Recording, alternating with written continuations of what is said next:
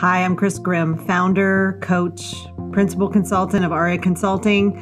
For 24 years, we've been serving leaders and their teams around the world. This podcast, which I wanted to call The Good, the Bad, and the Ugly, but it's called And Then I, is nothing scripted, nothing fancy.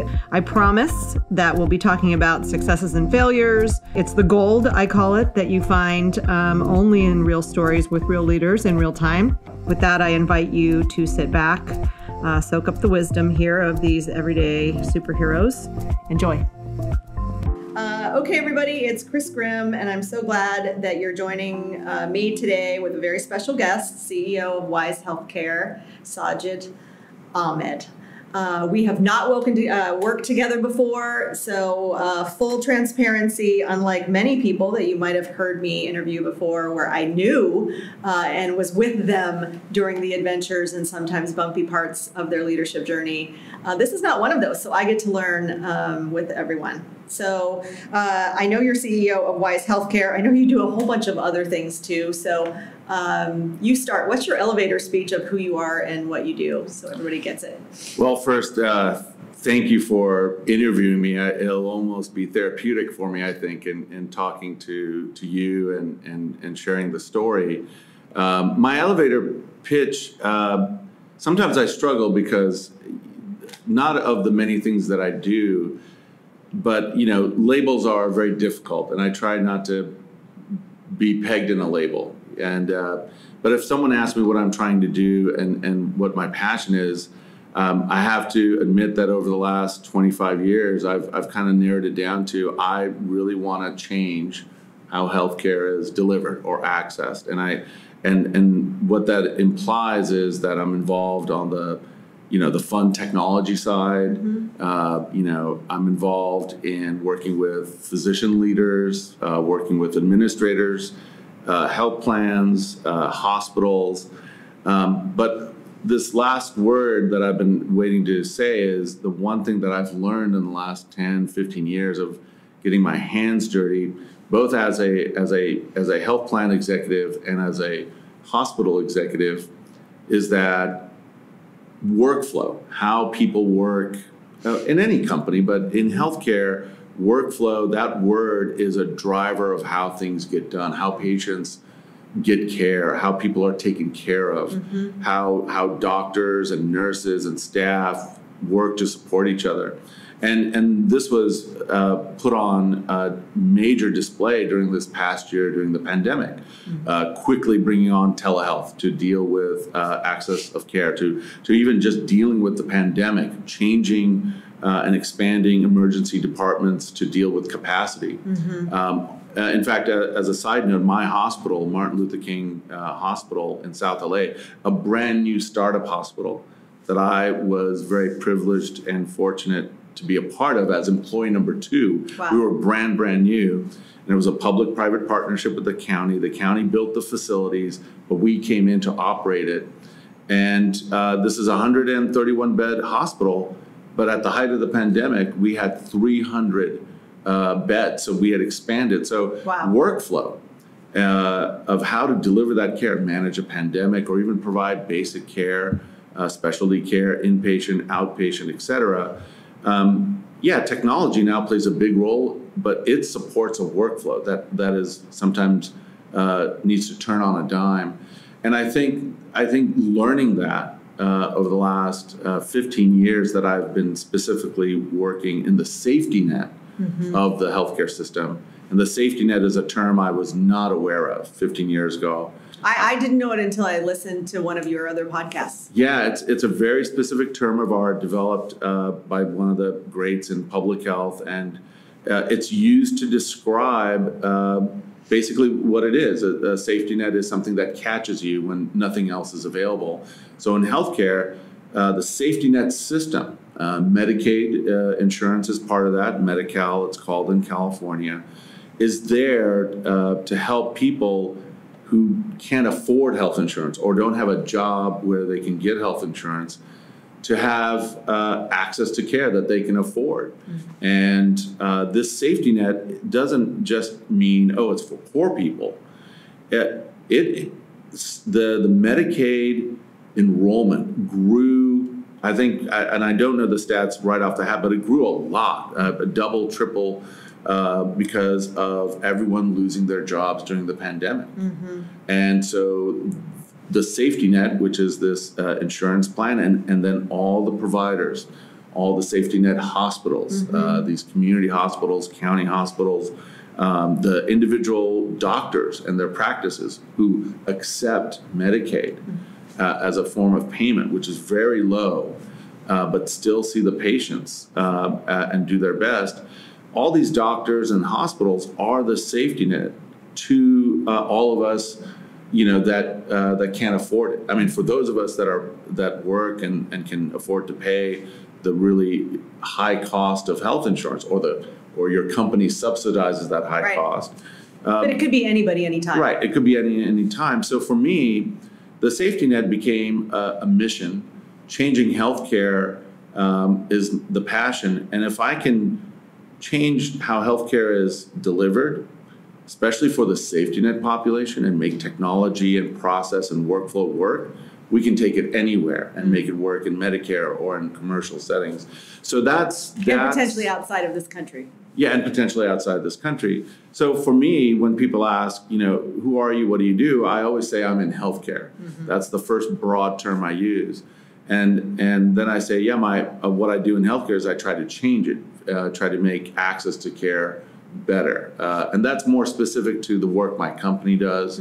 WISE actually stands for Workflow, Innovation, Sciences, Engineering. And as you can tell, workflow was really the impetus for launching the company. And when people ask, what do you do and what type of people do you hire?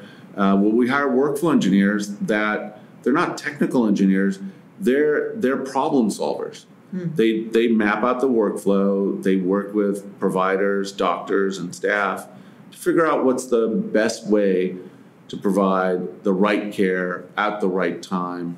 And the pandemic, for all of its terrible impact for both people in communities and families that lost loved ones or got harmed, and also to the economy that was damaged during that time, healthcare was one of the places that was a refuge. And really, I think, has forever changed how people now can comfortably expect to engage their doctor or their hospital. Overnight, hospitals, doctors' offices, clinics they had no choice. They had to go digital. They had to go mobile. They had to offer services via what everyone calls in healthcare telehealth. Right. And which is an old term, right? Which is a very old term. Telehealth's been around for at least 35, 40 years. Mostly academic medical centers would provide it to rural communities, and it was grant funded for the most part. The U.S. military has most everything that's innovative that has started out, like the internet and other things, was started with the military and used in the battlefield. And I think the first reference I have as an anecdote is when during Ronald Reagan's presidency, we invaded Grenada. This is going back 40 years ago or whatever. That's where they really first used, quote, telehealth or telemedicine with a camera and a video, transmitting video of the soldier in the front lines to a doctor on the ship. And so they can triage and better, bring care as close to the point of care that's needed. And then after that, it became an academic study. In fact, the American Telehealth Association, up until just this past year, is predominantly run by or managed or facilitated by these academics in both healthcare and out of healthcare studying telehealth. Right. But I would say the transformation of how we access care had started before the pandemic. And that's because from 2007, when the iPhone came out, to now, it's available on the phone. And for I'd say the last 2.5, 3 years, there's been a renaissance in healthcare in general, where a lot of technologists and technology companies are coming in to leverage this mobile device. The thing that has held everything back, and why I'm passionate about what I do, is that the healthcare reimbursement system was one of the ultimate barriers to really blowing this out of the water. Mm-hmm. What I mean by that is there wasn't a lot of payment for telehealth. It's been very slow and incremental. And then the pandemic happened, and everyone said, okay, you have to stay at home, so we'll pay the doctor for that phone call you're going to have. Right. Not even the video. Everyone went full video, says, oh, you need video this, video that. But the numbers show that the vast majority, and I think it's well over 90% of all the telehealth visits, it depends on the region, and these are numbers from my local area here in Southern California, but 90% were phone calls that the patients did. It wasn't the video. And when it was video, the workflow, so they, instead of a waiting room that you and I would normally make an appointment and go to and sign up and be in a waiting room until our turn comes, well, they created a virtual waiting room. You know, it was things like that. So I think the disruption that I hope we can talk more about is going to completely change the model. I think I want to talk a little bit more about what does disruption mean. As a word is sometimes overused and underused, and when it's applied to an actual case of change, sometimes there's absolutely no disruption. It's only the word being applied to something. To answer your question of what we do, even though we don't really advertise and leverage that word, because we're too busy actually doing it, so we don't actually use that word. I will tell you that for us, we are engaged with our clients, health plans, hospital systems, clinics, down to the individual doctors. They're all clients and customers. We are disrupting at every level, and I will start with to kind of keep it in a framework. When we talk to a client, this virtual care really well, and you have proven results, you know, and we'd like to engage you. We're like, great. But we want to give you a heads up how we're going to engage you in both contracting, planning, billing, payment, implementation, culture adjustment, contract adjustment with the providers, and what we're going to implement ultimately as a workflow, and bring the technology and the providers with it. Every step of the way is going to disrupt your normal business processes. Mm-hmm. And they go, what do you mean? Mm-hmm. We said, well, first, our contract, we want it to be a straight contract. We don't want a provider contract. We don't want a technology vendor contract.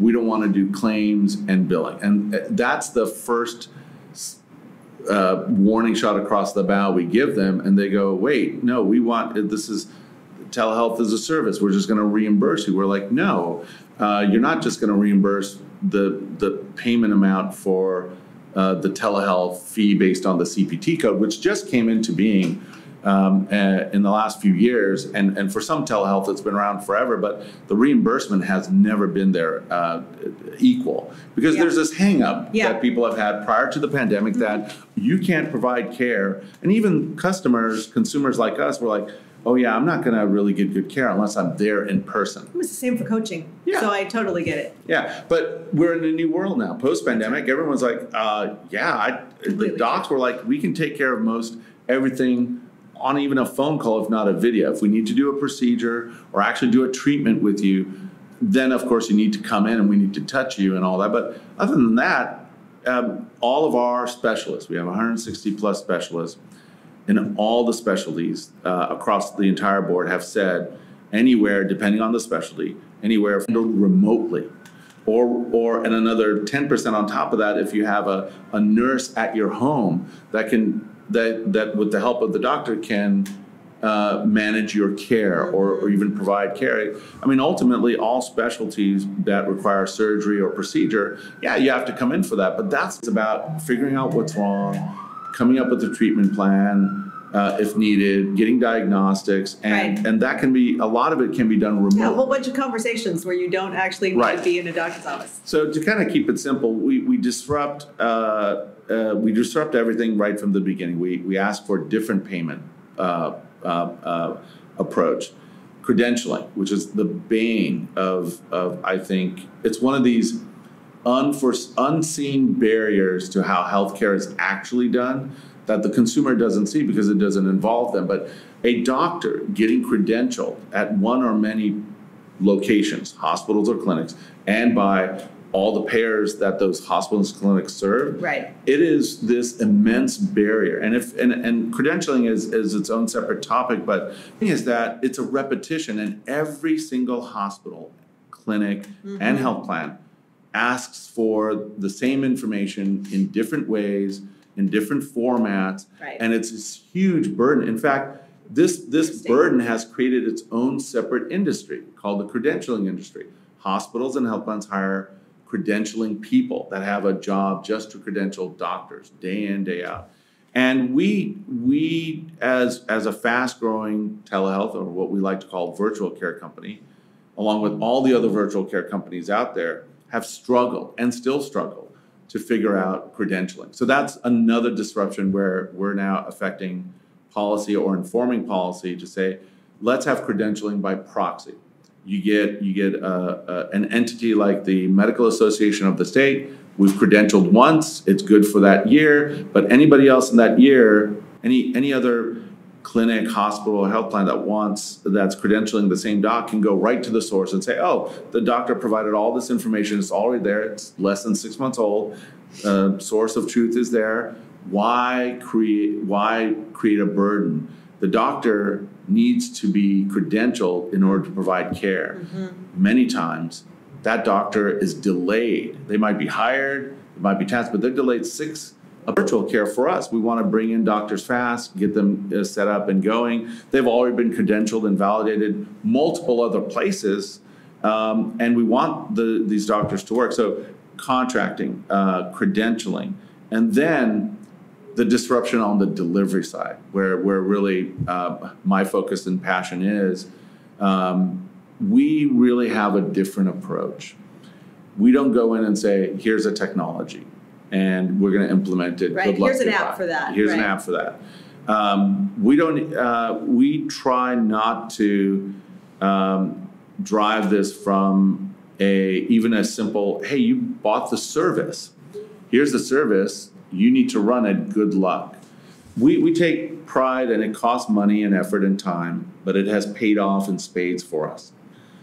We take pride in going in with a very specific process. We, in fact, call it the innovation change approach.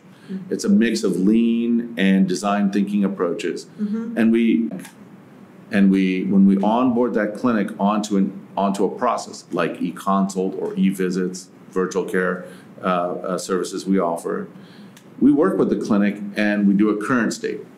And then we get their buy-in with a future state that they help design. And then, of course, there's some training a little bit on the technology, if there is technology, and a go-live event. But the real work starts, and the real disruption that we've created is what we call realization. If people are familiar with Maslow's hierarchy, if they've had psychology in undergrad or whatever, Maslow's hierarchy is based on this kind of pyramid of basic needs as a foundation, food, shelter, et cetera, all the way up to the pinnacle, which is this, which is called self-realization or actualization, where your we use Maslow as a foundation of our program, so I'm a huge fan. Makes sense. So, and we actually invariably we've applied that approach, right? Clinics. Staff, and that they have the tools they need to provide care. Because to their credit, they are focused on the patient. Though some providers may be just focused on surviving financially and dealing with their situation in our clinic, but for the most part, with rare exception, I should say, everyone's like trying to do good by the patient, especially the staff, if not the doctor, the staff that see the patients and work with them personally. So they become a very important part of our process. We learn we introduce our process, our workflow with them. They work with us to incorporate the workflow, their work back a day later after the go live. We come back 2 days later, a week later. We stay with that one doctor, one staff, one location. And if that location has many doctors, we have more staff that stay. And we follow up with data. We follow up with what's happening with the workflow, if behavior is being followed. And so they recognize that we're there to support them, that we're there. Some say, well, you're there to watch us. And we're like, sure, you can interpret it that way. But we want to let you know that our goals are the same. The patient should be taken care of and provided better access to care. And this process of telehealth, e-consult, e-visit, how we implement it is disruptive to what you are currently doing. It's disruptive to how you make referrals. It's disruptive to the doctor-patient visit when it was in person, because that's when referrals would start and the telehealth opportunities would be created. And we're like, hey, no, we're here. We're here to help you address these problems, issues. So workflow engineers, I would say the vast majority of their effort is after we implement this virtual care process, e-consult, e-visits, after we've gone live. So as an example, we have 150 sites, just over 150, but we're right at that mark, with another 9 going live over the next couple of months. But for the 150 mark that we just reached about, I think 2 weeks ago, the new ones, I'd say about the last 10 or 11 that we implemented in the last couple of months were brand new. But the previous 139, we're still working with them. Right. We're still following up with them. They know, they have the cell numbers of our workflow engineers to call. Hiccups happen. During COVID, there was a lot of scrambling and we supported them. So I'm very proud of the fact that when we go in, that I think in many ways our service, it's very consultative, but we're not consultants. You know, that's the other thing. We come in, we're not consultants because we don't just tell you what you should do. Right. We actually do the things with you, for you, and all that. And it's not intuitive, but where I got that was from my this is going back 15 years ago to my time at LA Care, and I had to get, and we had set a goal with the federal government, CMS, that we would get 3,000 primary care, because we were all EHR happy back then. Let's get them on an EHR and that'll save the world, was our motto back then. What I learned was these safety net providers who barely make a living themselves. I mean, they're not these rich doctors at all. Many of them are doing it for the people, the population, the community. Yeah, like local clinics or a single doctor's office, right? Yeah, and they have their family members working in their office, normally the spouse usually. They're on paper, and we're telling them the world will be bright and blue after you get an electronic health record system. And I can't tell you how many practices were broken and lost money because vendors came in and did X, Y, and Z. Even consultants, it was a gold rush back then. This was the American Reinvestment Recovery Act, of which the HITECH Act had 2 pieces of legislation that subsidized EHR adoption across the nation. And this has started in 2009 and 10. And I learned from that experience that the right way to do it was to have people to handhold. I didn't have the term back then, but I ended up hiring 20 some odd staff full-time inside LA Care, and I contracted out another 30 staff just because we knew the program had a limited time frame. I had 50 staff going out and doing EHR implementation, hand-holding the workflow. And then I used the same staff, the same contracted staff and in-house staff to deploy telehealth because I learned all these lessons. And that's when I applied the term I have that I think is kind of passé now, is that I passionately believed that one of the unfortunate characterizations of telehealth that you and I have talked about, that has been around for 30, 40, 50 years, was that everyone in the healthcare industry treated telehealth as a separate service. Right. And they paid for it differently, they interfaced with it differently, and that hurt telehealth, which was called telemedicine, then they call it telehealth, which is why I call it virtual care. It's care through a different modality. And when I had to implement telehealth, back then we called it countywide, my workflow engineers were the front line, both offense and defense, and making sure it was done right. I mean, we had clinics and doctors, big fancy clinics, small community clinics, all say, oh yeah, we do telehealth. And they would walk me over when I visited. We'd like show that workstation, on the wheels landline. with the landline connected in, or they had just put it there because there was no workflow to is that you're absolutely right, and you're very kind to mention it. We are constantly disrupting. We're breaking we're attempting to break. You're deconstructing so that you can innovate. We're not always successful because there are just the bureaucracies entrenched in contracting and reimbursement and credentialing. But where we have the most influence is what we get paid to really do is that workflow and the delivery piece. But holistically, we're trying to change the model. And we're changing the model not just by saying it. We literally go, we don't want to do claims. We don't want to do credentialing. Can we move forward? I mean, we have proxy credentials. All of our doctors are super credentialed, and we do our own credentialing. But we're like, can we just send you our file and they're done? And let's disruption. When leaders talk about disruption, they have to look under the hood. They have to look at how it affects policy, basic business operations. I think if you're going to have, hey, let's have this cool app that all the health plans can use, that's great, but what's going to impact support services? How's the contracting? What issues will it create? The disruption has a lot of hard work. And that's what we've learned the hard way, that you can speak about disruption, even plan it out and say, we're going to do X, but it's a lot of hard work. And the leaders that are really making it happen understand that.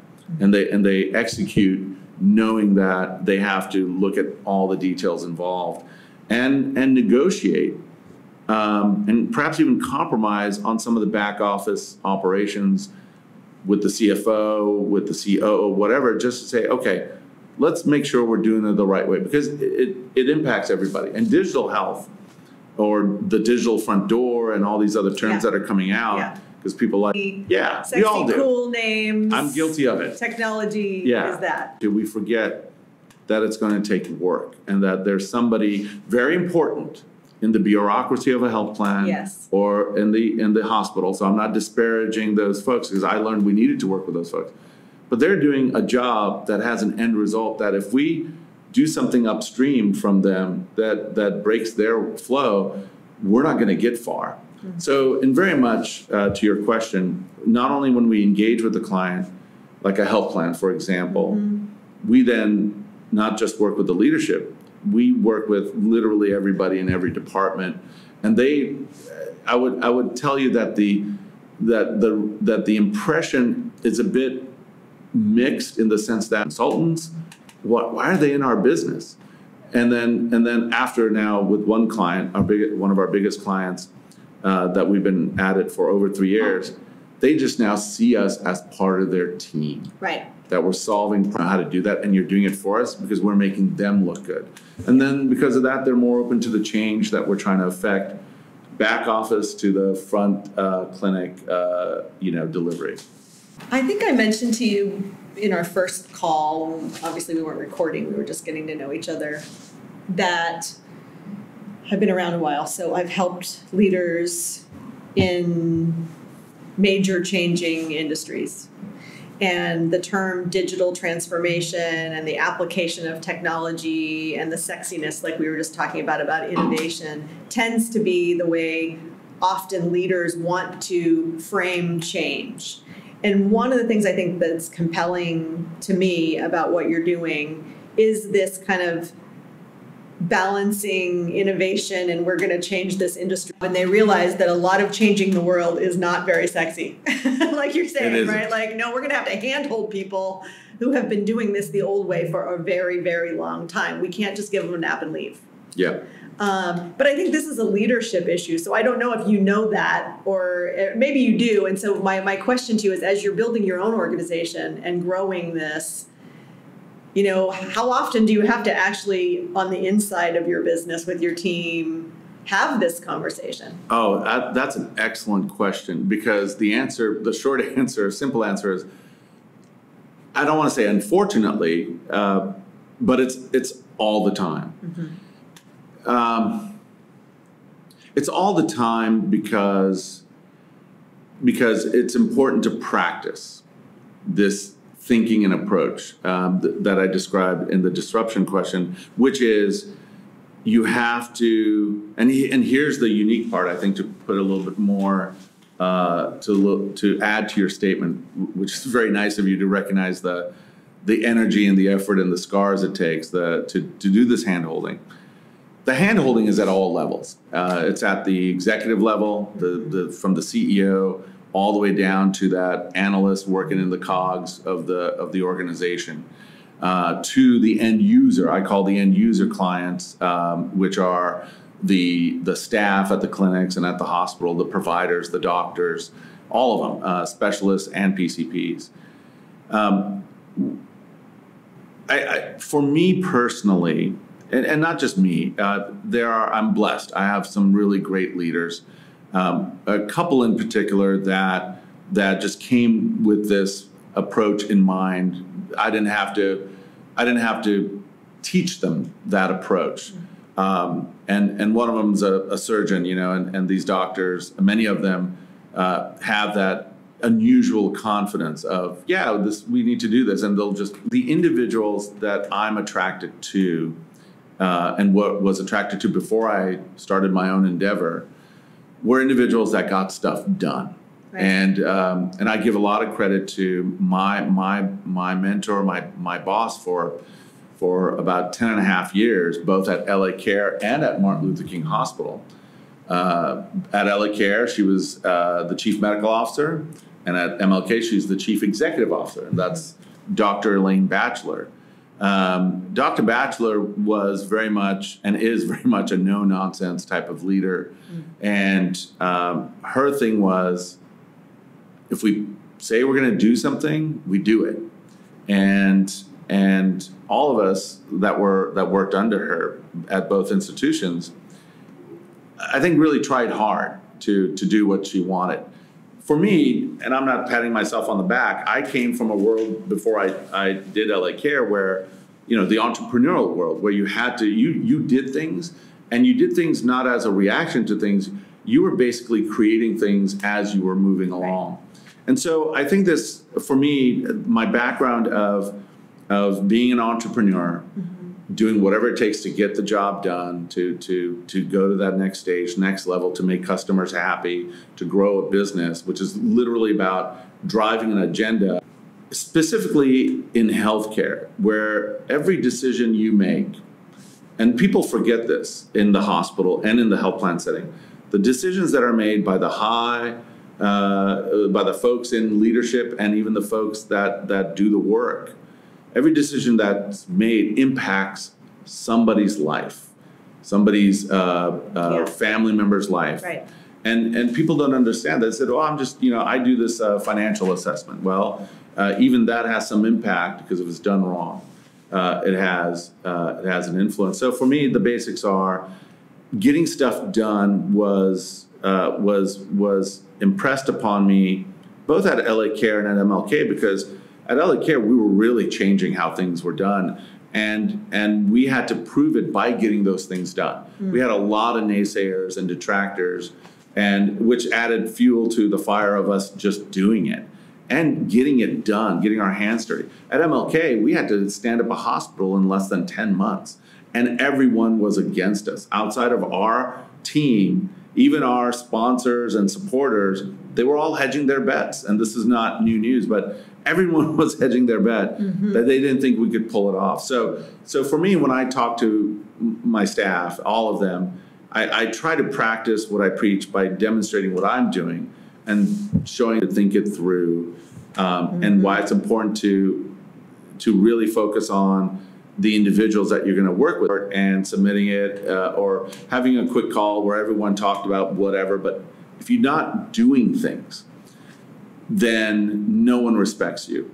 So the reason why we've been successful as an organization in getting disruption out or getting our workflow out, our process out, and selling our services because of this idea that we need to be proactive in getting things done. So I do communicate to the staff, if not every week, it comes out, and I kid you not, in one form or another every day. And even today on one of my team members saying, this is what happened yesterday, you were on the call with me, we were talking, did you notice X, Y, and Z? Did you notice that we told them you need to drive it this way, and we pushed them there, and they're our client, and I think that's what I'll land on is, in any business, a vendor, a consultancy, service company, product company, there's a hesitancy in working with that client that's paying you to say, yeah, I'm going to disagree with you. Yeah. Good leaders disagree and have a reason and a solution behind it.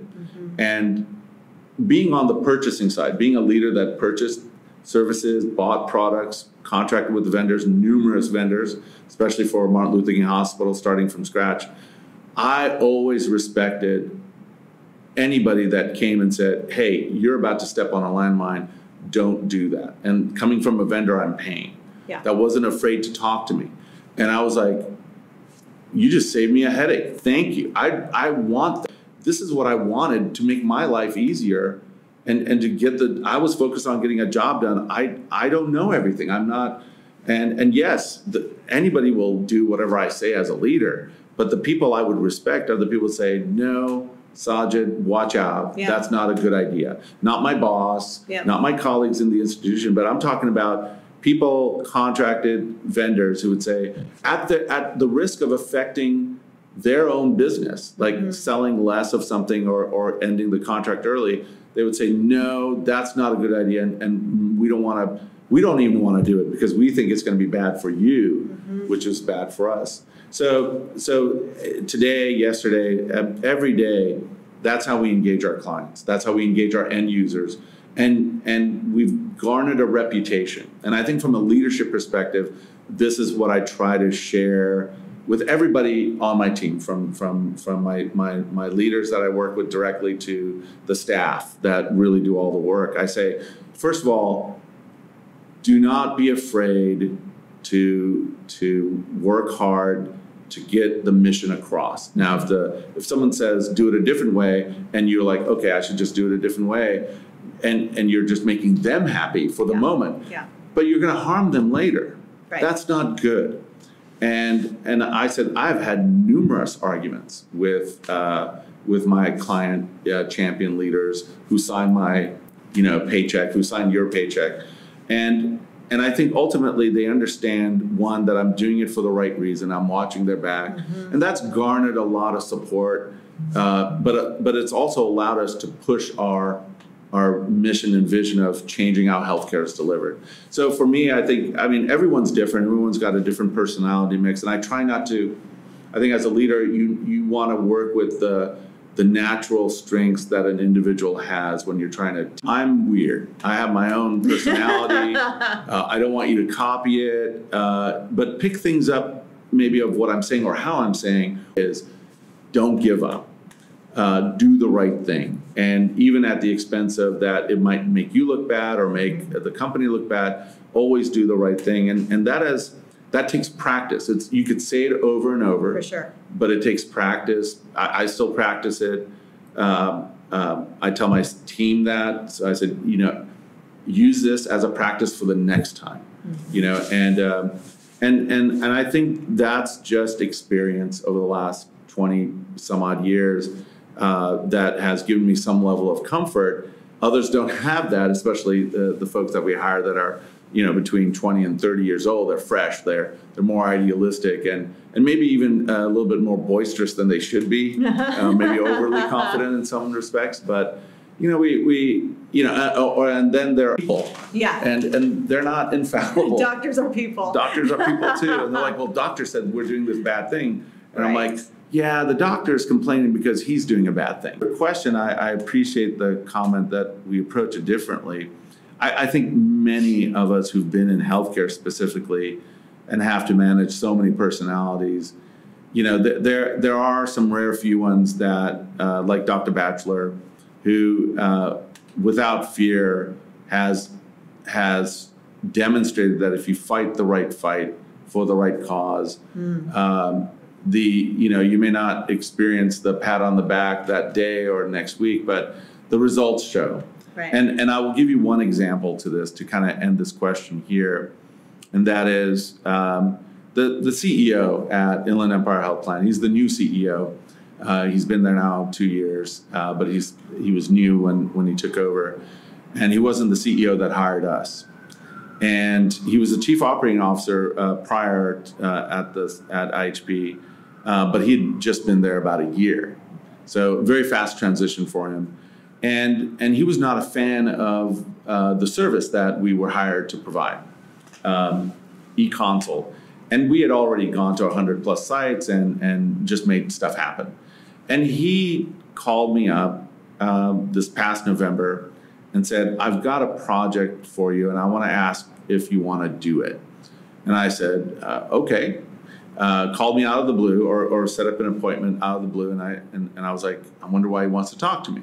So when he talked to me, he said, I want you to do this EHR thing. And I'm like, Jared, I don't do that anymore. That's not my thing. And he goes, well, I want to say something to you. And I said, what? He goes, this is very important to me. And I'm about to take this initiative to my board next week. And he said, and I'll be upfront, I'm not a big fan of the service you provide. But from what I can tell and talking to everyone that you have impacted inside our organization and outside, you've done something. And I said, well, my team did it. It said, you've been able to do what you said and get it done.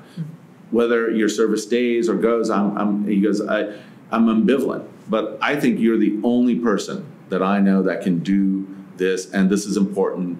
And I was like, well, did you talk to so-and-so? Because I have friends, that are his direct reports, COs and otherwise. And he goes, no, I actually haven't told them that I'm talking to you.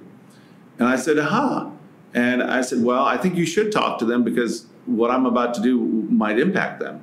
And this time around, I'd like everybody to be on the same page. And I didn't say yes right away. I said, let me think about it. Because and a few months later, after a few more questions back and forth, I said, I'll do it. I'll do it for you and I'll do it for the community. I'll do it for you because you believe in it 100%. And you're willing to give me the license to do it my way. And because I want to own the failure. If it fails, it's on me. I want to own it. I don't want any other, I don't want my team to be disrupted. But I'll get you there across the fence. And he just said, great, whatever you need, whatever contract, whatever. And because we've had that trust. So I think good leaders are sincere. And good leaders demonstrate through past work that they can do it. And they never rest on their past work. So as of right now, I'm under immense stress because I've said to this man and to his board that we will get it done, and I can't use, I did this thing at LA Care and I was successful. Right. It's a day-to-day effort, and that's another thing to convey to staff internally, and is to say, hey, that's great, you did that thing last week, that was awesome, but this is a new week. That's right. And it's that, what have you done for me lately? But it really does mean, we're moving forward. So I think that's one of the biggest challenges for leaders, because everyone's a human, but I think leading is about not just telling people what to do, but mentoring them along the way, having the vision and getting everybody behind a vision, but trying to provide them both the individual tools so that they can do their best, because everyone's practicing. No one has it down 100%.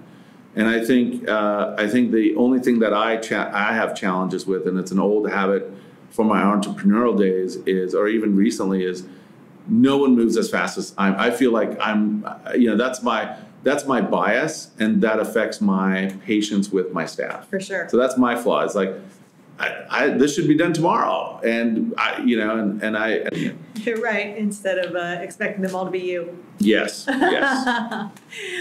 This has been great. I know that we're running out of time. One last question. I'll give it to you. I have a little bit of time. If you have one. I think I do. Because this is very therapeutic for me. Oh, it's you're good at this. Well, a lot of people who are listening, I think, to this podcast and using our resources, are emerging leaders, right? They're either want to be promoted, they're reaching towards VP, SVP, C-level, whatever it is, maybe even just a tech team leader. Can you just think back and maybe give a few words of advice that maybe come from some moments in your career that now you look back and think, if someone would have told me X, I would have done it different? Well, yes, I have tons of those, but I've blocked them out of my mind. But no, I have numerous mistakes that I've made, and they were all natural human flaws led, I think, in part by fear. So the number one advice I would give, and I have one or two quick anecdotes about it to kind of share, is what I've learned, that if you're an aspiring leader, if you're in a manager position wanting to be a director wanting to be a VP or an executive director or a managing director, or a VP that wants to get into that C-suite circle. And then when you're at that C-suite circle, there's this whole high school game that you got to play, but that's a different topic. Right. But I think to get into a leadership position, from whatever level you're at, there is one single thing, I think, that's my opinion, that I learned the hard way. And like I said, I mentally blocked out what were those specific challenges that created this situation. But I will give you my anecdote, my personal example, and I have at least two or three of these, of where I applied the lesson that I'd learned, and which is this. When a challenge, a direct question where you potentially are at fault. When you have made, I'll put it simply, when you have made a mistake, or your team's made a mistake that you have to be responsible for and own it. Be direct, be truthful, upfront right away. And people, every time I encounter this now with my staff, they're afraid. They're afraid to look bad because they might lose their job or whatever. And that's a natural fear. And it's a hard thing, and you have to practice. And I practice. And one of the first times I got this right was, I was very lucky and very fortunate that I had survived the ups and downs of the .com, had a business, sold it, et cetera. But when I was asked to health plan, one of the largest public health plans with the largest population of Medicaid patients, Medi-Cal, my boss was Dr. Elaine Batchelor. And I remember like it was yesterday. I was called into her office. Her office was really fancy for some reason. It was, I think they had the C-suite at LA Care had this amazing office suite up in the tower right here, the gas company building, and I went into that office and I had barely sat down when she said, "Did you make this mistake? You messed up. I think you did this. Are you responsible for this?" Whatever it was, and I remember going, "Oh shit!" And I was trying to remember, and sorry if I'm using that language here. It's all good. I could obfuscate and say, "Well, I don't know. I don't think I could." At worst case, maybe I could have pointed fingers, but I just looked at this woman across this leader who I respected, and I just started. I'd been there barely a month, and of course I was breaking glass, I'm sure, wherever I was going. But her tone, her approach, it was direct, it was accusatory. It was like she already knew that I remember not only my response, but the thought behind it, which was very important. And that was maybe the first time I got it absolutely right. I said, "Yeah, that's my fault. I'm responsible for that." It wasn't really about me. Now, it was my fault. I did the wrong thing. But I have a leader that I'm responsible to manage. I have to not only manage the team below me, but I have to manage my leaders above me. I'm responsible. They've put their trust in me. And I saw this leader, Dr. Elaine Batchelor, who evidently someone has said to her, hey, somebody on your team effed up and this is bad, and she was under stress. So by immediately saying, and I immediately said it, I go, yes, that is my fault. I did that and I'm going to go fix it. And I could immediately see the tension drop from her face and her shoulder. And she paused and she said these next two things, which always stuck with me. First, she said, okay, you better fix it, and please don't do this again, and this was wrong. And then she stopped and paused and said, I appreciate that you didn't argue with me. I appreciate that you owned it, and because no one really does. She was pretty frank and blunt about things. And that has always guided me, and in its one form or another. But I think that's very, very important for anybody that wants to move up, and they want to base it on, hey, I've done amazing work. I brought in millions of dollars of business, or I saved the company, or whatever. Those are all great things, but that was your job. I think what will gain you confidence, or gain the confidence of others that will select you to be at a higher level, because it isn't just the boss that's going to say, I'm going to make you the boss. They usually get consensus. That's right. From people. If you're out of the organization, you get interviewed by all the other leaders.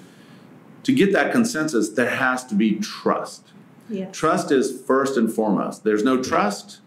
It doesn't matter how competent, how awesome, how amazing, how many followers you have done yesterday. It's trust that carries you forward. And that stuck with me forever, because I realized and own my failures. Yes. I'm helping somebody else out. And if you want to tie the very first or second question to this last question of why we're successful, my boss, Dr. Elaine Batchelor. Yeah. And I tell them, I go, look, I'm gonna do some things that might be wrong. And I give them license first. I usually tell you it's my fault, but I will invariably tell you also, I've got a solution. I'm going to work on it. I'm going to get it done. And that's creating that trust. Not only will help you grow and get to the positions you want, but it will give you a lot more license to do the things that are disruptive. Not only leaders, but team members in other departments that you can't do. If there's that trust that this person, credibility now. And I was his equal, but I just owned it. I said, yeah, that's my fault. I know what the problem is. We'll fix it. Didn't even talk to my colleague about it. But a week later, he calls me into his office, sits me down, and he goes, you just took blame for something that wasn't your fault. And I said, yeah, it was not a big deal. I just wanted to get the stuff done. And, and he paused and said, no one else would do that. And I said, I was just trying to solve all of our problems. Right. And he never forgot that. And ever since then, anything we wanted done, got done. It built the trust. And he's now a big CIO at some other health plan. And we stay in touch once in a while. But I know that if we ever interact again, we've had this moment. So these moments, even the small bad ones where you might have fibbed or lied or didn't take ownership or complained or just avoided it, people remember those things. Yeah, they do. Always. And I think people will remember what you took ownership for. So that's why I say to every customer that we work with, give us the license, let us own the failure. And they always go, what does that mean? That means that if it doesn't work out, it's our fault. But to make you successful, we need the license to do the things, to disrupt, to change, to push the barrier. And that's something that I've been consistently saying the last 3.5 years with my team. And I think for the most part, it's paying off. They've created very good relation. It just takes practice. I have the advantage of years of failure and recovery to know that you get to a certain point in your life where it's not worth the headache or time. You just go, yeah, I messed that up. And that might affect the future of our relationship. But if you own it, like in a personal relationship, you got to own it. And you have to be a good person first. Yeah, I think that's great. I think there's going to be a book someday. I'm going to predict it right If now. there's time. When there will be time after you transform. Are you offering to write it for healthcare. me, please? No, I'm definitely not a ghostwriter, but I will come back to you. No, you're point. being far too kind. I probably picked it up on books written by other people and all my airport travels and whatever. So Wait, I call that standing on the shoulders of giants. yeah, easily. So no, I've been blessed and very lucky, and knock on wood, we continue to do the right thing and keep practicing. I really appreciate this. So on behalf of everyone who listens to this, I wanted to say thank you. And like I said, someday when you're famous and you write a book, I'll bring this podcast back and make sure that we have it as part of your book tour. You are far too kind. Thank you for the opportunity to kind of just, be on my soapbox and vent a little and share my story. So thank you for that. Yeah, it was really great. Thank you.